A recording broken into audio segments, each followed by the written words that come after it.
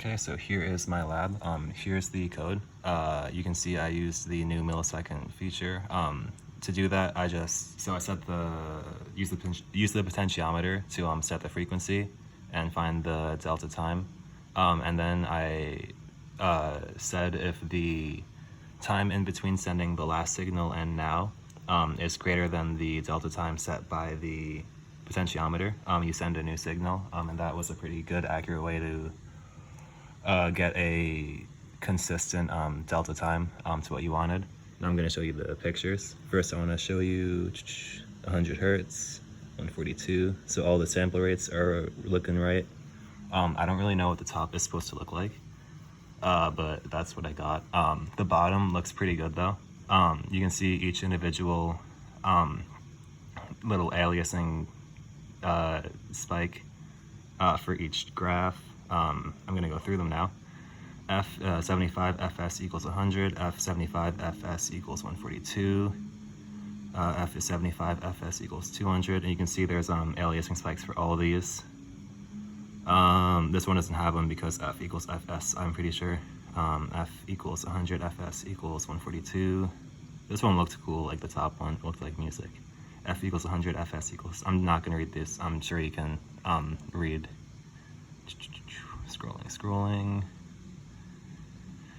You can still see all the aliasing spikes in the frequency, amplitude thing, graph.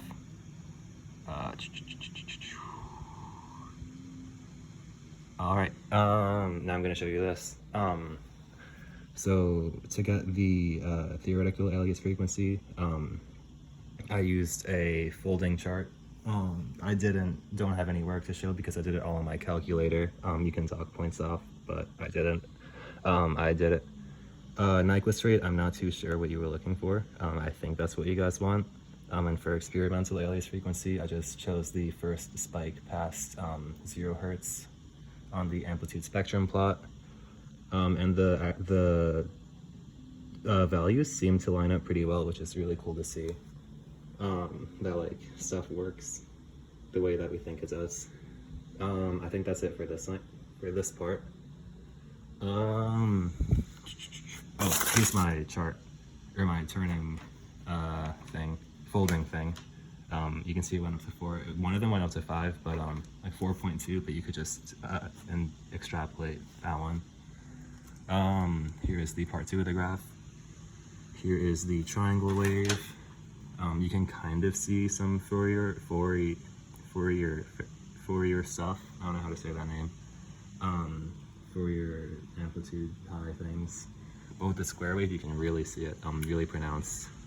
As n equals infinity, it gets smaller. And they're equally spaced. That was really cool to see, actually. I think that's it for this one. It's 11:40 and it's late, so yeah, that's it.